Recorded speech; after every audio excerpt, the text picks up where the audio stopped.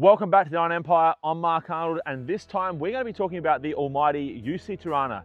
Is this the most hated Holden ever?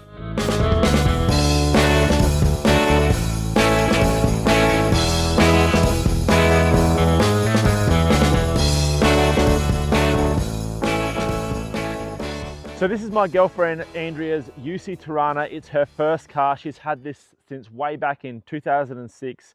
When she was 16 years old. It was a daily driver, and fortunately she's managed to keep her all the way through till now. Now, we done a restoration on this thing a couple of years ago and have been slowly evolving the car ever since. The latest have been mini tubs in the rear, and we're soon to do a shortened diff so we can get some bigger meats under this car. Now, recently I did a video on the XC Falcon we have over in our paddock, talking about why I think it's possibly the best Ford that Australia ever built. It got you guys talking, and I thought that the UC is another good talking point and why we should talk about why this may be the most hated Holden in existence. Okay, so General Motors Holden ran the Torana right through till 1980, the very last model being the UC. Now, this was the second generation, I guess we'll call, which was more of a mid-size car. The earlier ones I'd call a compact car. Now, what makes the UC, I feel, the most hated of all is maybe comes down to two very basic things. Maybe there's more to the story. Maybe we can work that out today, or maybe you guys can discuss in the comments why this is the most hated. The first and most obvious of all is the styling of the car.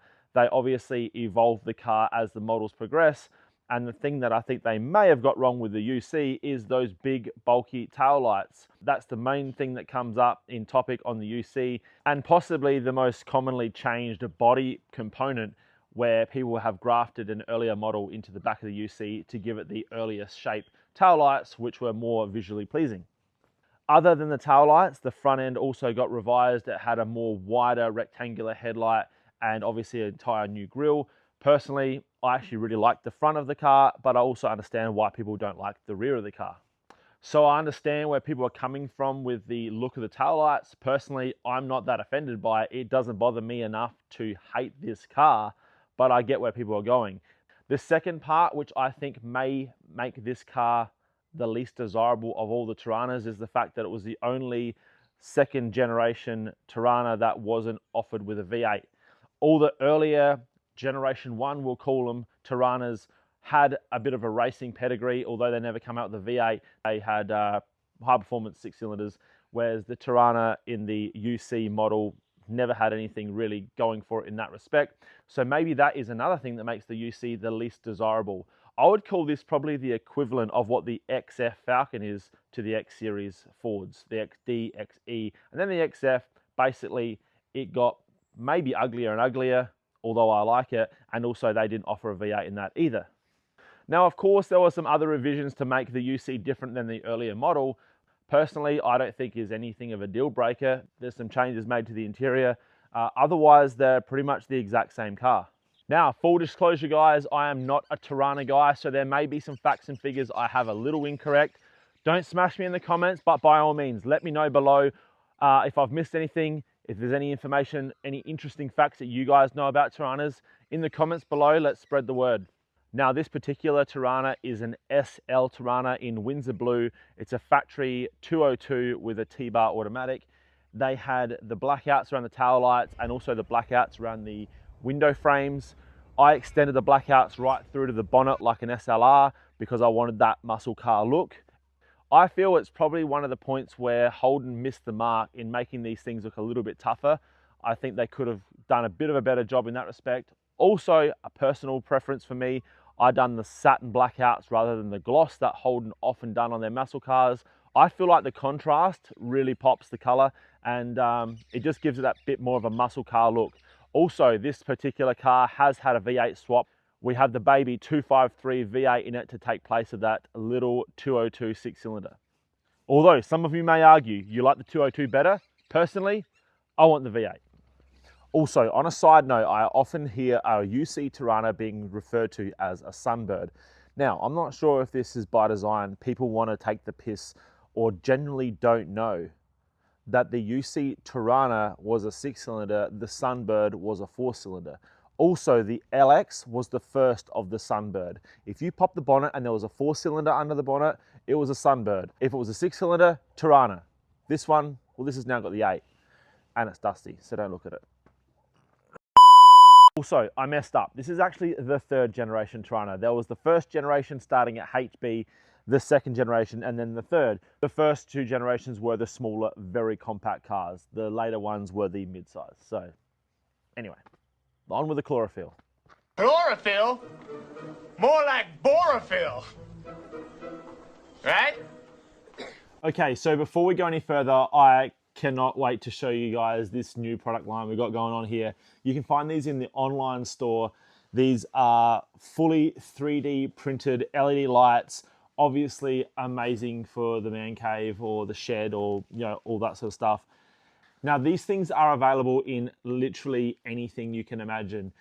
SS, Monaro, all your favorite speed parts, Hurst, Holly, Morosso. I won't even bother trying to explain how many different options are available. I'll add a link where you can buy your very own 3D printed light in the description below.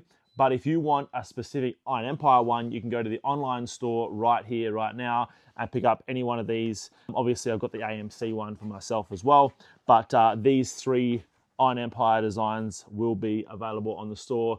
And yeah, I cannot wait to get these hung up. I've been meaning to put these up for so long, but I just haven't had a chance to get the shed sorted out, and I couldn't wait any longer. So here they are, guys.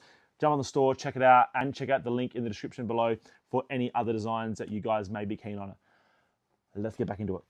Another thing that I found really interesting over the journey of having this car and restoring it with my partner is finding out that who actually dislikes these cars. And it's not general car guys. Most general car guys like myself can tend to look at this thing with more of an unbiased opinion, just taking the car for what it is. Most people really like the car, but Holden guys seems to be the ones that hammer the UC. The amount of comments we've got over the years, people saying, why would you bother with a UC? You should have done a different model, blah, blah, blah. It's like, this is her car. She's had this thing since she was 16. The sentimental reason behind this car is why we've gone through with the build. On the other hand, we've had so many people that have said, wow, I've never seen a UC look so good. You made it look good. How did you make it look good? It's not that hard. You need to look at it with unbiased eyes. For some reason, they just come with a stigma of being the ugly stepsister of the Holden Torana. If you actually just look at this for what it is, a classic chrome bumper car with all the right things done. Ride height, some nice wheels, and that's pretty much all you need to do anything to make it look good. And personally, I absolutely love this thing. Okay, so given what we know, or maybe what we don't know about the UC Torana, what do you guys think make it the most hated? Do you agree? Do you think it's unwarranted hate? Am I overreacting, or do people just need to pull their heads in and enjoy a classic for what it is? Anyway, like and subscribe and stay tuned if you guys want to see some upgrades we have coming for this car real soon. As I said, we're shortening the diff. We're going to get some bigger meats under the back of this thing. We're going to go with the True Track. It's going to be able to handle the power this big 253 puts out. It's going to be a hell of a lot of fun, and you can see that and more in an upcoming episode of the Iron Empire. Cheers, guys.